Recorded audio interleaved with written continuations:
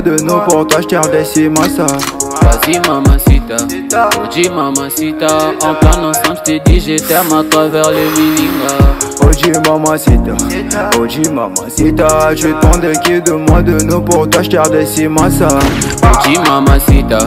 Oji mamacita, en plan ensemble. L'agence congolaise de prestations et services SRL, la solution rapide pour toute activité de transactions immobilières en République démocratique du Congo. Vente, achat, gestion, estimation, mise en location des biens meubles et immeubles. Contactez-nous au +243 85 27 79 630. Vous avez une parcelle à vendre, un terrain, une villa, une construction. L'agence congolaise de prestations et services SRL, la solution rapide pour toute activité de transactions immobilières en République démocratique du Congo. Vente, achat, gestion, estimation, mise en location des biens meubles et immeubles. Contactez-nous au +200. Oji mamacita, tu t'en qui de moi de nous pour t'acheter des cimasa. Vas-y mamacita, Oji mamacita. En plan ensemble, j't'ai dit je t'aime à travers le mininga. Oji mamacita, tu t'en qui de moi de nous pour t'acheter des cimasa. Oji mamacita. En plan ensemble, j't'ai dit je t'aime à travers le mininga. Quand je pense à toi, je suis pas allé, je suis péché encore. Tu t'en fous de mes reproches et mes erreurs qui sont moches. La bonne j'arrange mes souvenirs dans l'oreille, je deviens rail. Quand je suis dans le Mbote libota na ngai mbote na biso toye kotala lupango oyo eza na 6 appartements a tozwi vide mopandi nde toloba toujours avant tolakisa makambo nyonso tosalaka nanu mwa semi générique mpona kopesa idée ya eloko oyo toye kotala. Donc wana tolakisi vie presque nyonso tozokita sikoyo tobanda na balabala.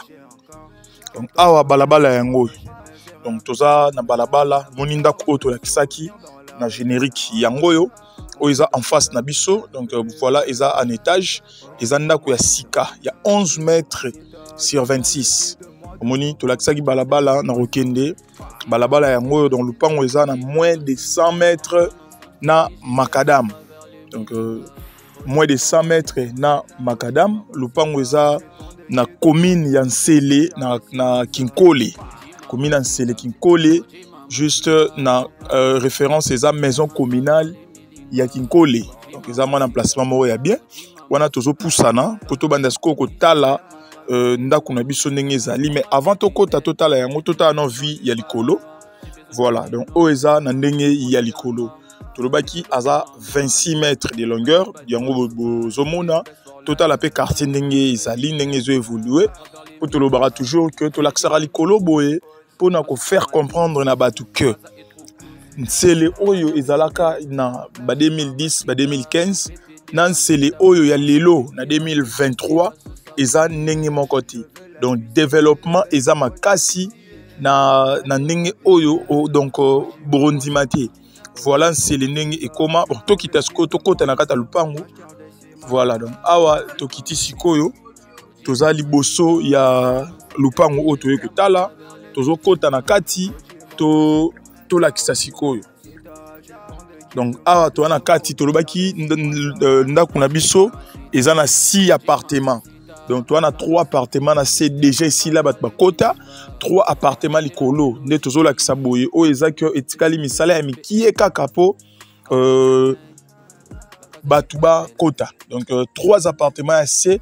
Ils ont 2 chambres salon, 2 chambres salon, une chambre salon. On dit en haut mona liboso awa. Donc 2 chambres salon, 2 chambres salon, une chambre salon. Batouba Kota. Bomona rideau ezali, peinture déjà et chama. Appartement est collé. Tkalika moi misala mora mikie parce que propriétaire tinde azote kaboy azo continuer ko sala misala naï. Donc le pango oyo nena lobaki eza na commune.